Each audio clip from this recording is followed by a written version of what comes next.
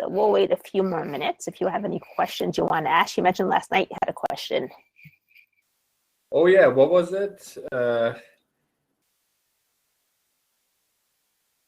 I don't know what it was. I just thought it was interesting that as I write down, how can I release these bad emotions? Everything just releases and changes on its own. It's because you've been doing so much healing and you've already given the message to your subconscious mind about what you want to be doing. Yeah.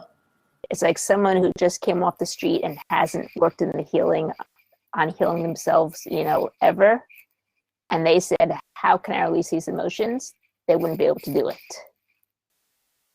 Well, I'm not saying no one would be able to. Maybe there would be some people who are extremely talented and would be able to, but the majority of the people have not yet trained their subconscious mind about how to do it. Yeah.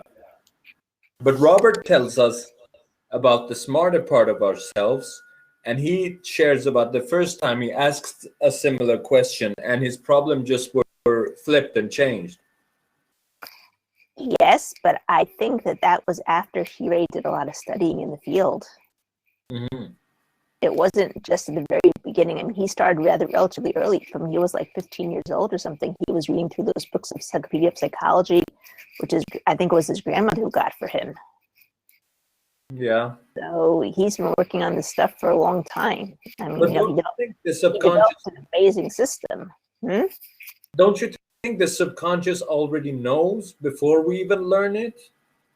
It does know, but if you think about most people in their day-to-day lives, what are they affirming the most? Of course they're affirming what they don't want. Right. And because you're affirming what you don't want, if you say one question of how can I release these bad emotions, and then all day long, all you do is talk about those bad emotions and brag about those bad emotions and keep those bad emotions as a badge on your chest that everyone can see them, which is going to have more power? Strange. Right? Interesting, yeah. The bad emotions are going to have the power. Every time we feel a fear, we're affirming that fear. We're giving it power. Whatever you think about, you affirm. Okay, so you mean it's the words that affect. Okay, so they can just ask, how can I heal? It's not just the words. Think about it like this. Most people, when they pick up the telephone and start talking to a friend, do they start telling them all the wonderful things that happened to them that day? Or do they start telling them about all the terrible things that happened that day? Yeah. Okay, so it's not just the words, it's what's on their mind. The words are reflecting what they're holding inside of them, what they're focusing on. But it's a question that starts releasing those things that they're focusing on.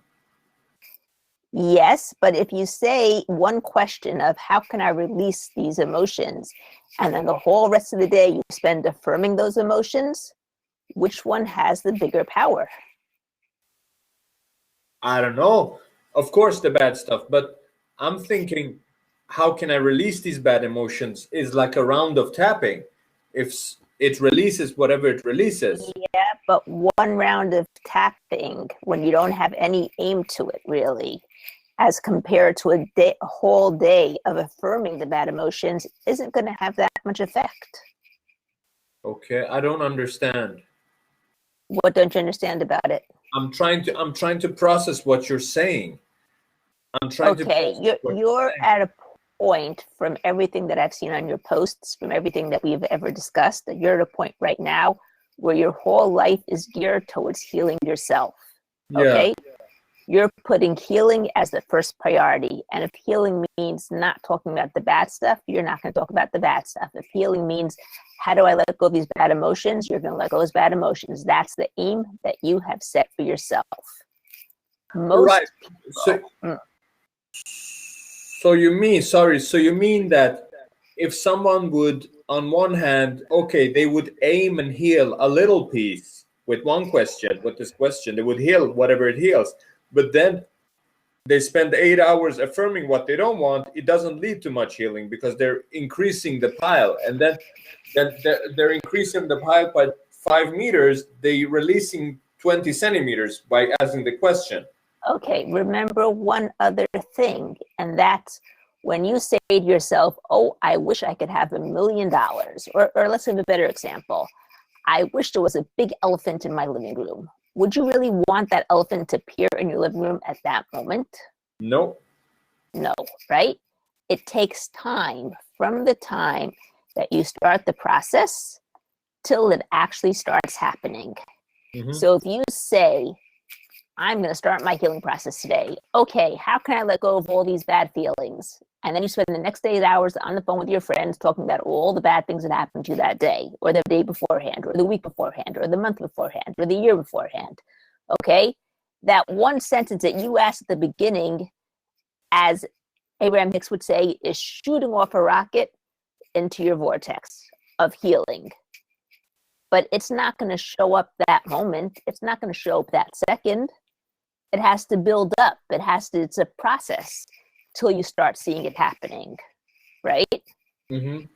Now you have set on this healing journey quite a while back. I mean, even if I think just back from the time that we worked together on the Your Fast EFT journey, it was around 2 years ago, right? Yeah.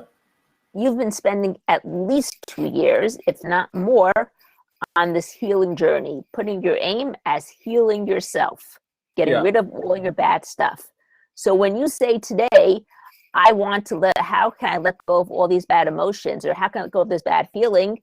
You set that rocket astir 2-3 years ago already, not today, right? Okay.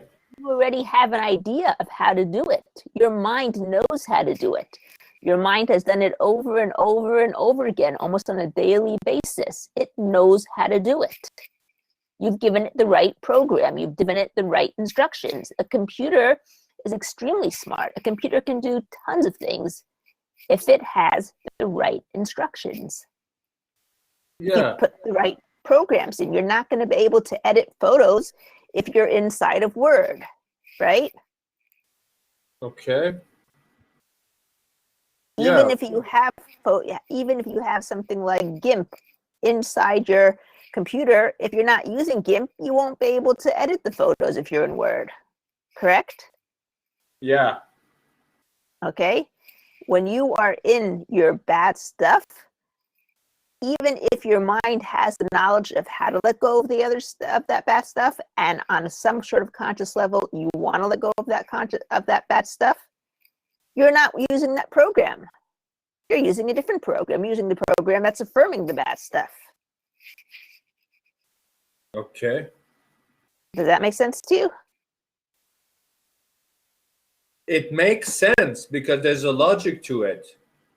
Okay, yeah. It's like saying that beginning now is not this hopeless to begin now, because is that what it's saying?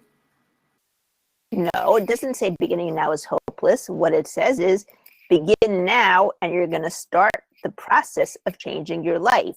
It's not going to necessarily happen overnight. Of course not. Nothing happens overnight. Of course not. Okay. But even if you come out of nowhere, out of the blue, right, and you haven't yet ever touched healing, you're still stuck in your bad stuff, and you say, oh, how can I release this bad stuff? You're sending off that rocket of desire. You're starting the process inside your vortex, whatever you want to call that place. Yeah.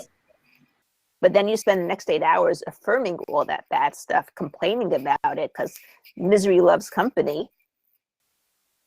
You haven't yet started releasing it. You've started the process, but you haven't yet started releasing it. There's a difference between starting the process and actually having it done. You, in your state, after 2-3 years, how many years have you been working on healing at this point? 2-3 years, yeah. Okay, after 2-3 years of almost daily working on healing, have gone to the point where you're inside the process. You're not just starting it. Yeah. You're in the thick of it. Yeah. Okay. Yeah, that's right. Yeah, I agree with you. Okay. I agree. But there's a program that generates. There's a program that generates the complaining and affirming behavior. So you're right. There's definitely a program. You have to change that program. Yeah, just by releasing the emotional charge. whether you use tapping, whether you write down the question, whatever you do, that Right. that program of holding on and practicing what you don't want also begins to disappear. That's correct. And when you start practicing the good stuff, when you start writing down, looking for the good stuff in your life, when you start writing it down and giving gratitude for those good things, you're also changing that program that you're running in your life. That program of complaining, that program of constantly looking for the bad.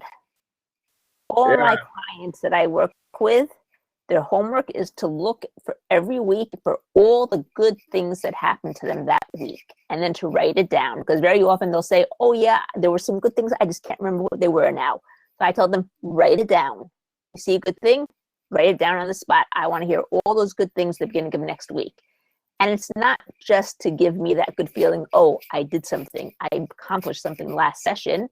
It's to get them into the process of looking for the good, because the more they look for the good, the less they're looking for the bad. The more they're looking for the good, the more good they're going to find. The more they're looking for the good, the more good's going to come into their life. The good's there. You just have to find it.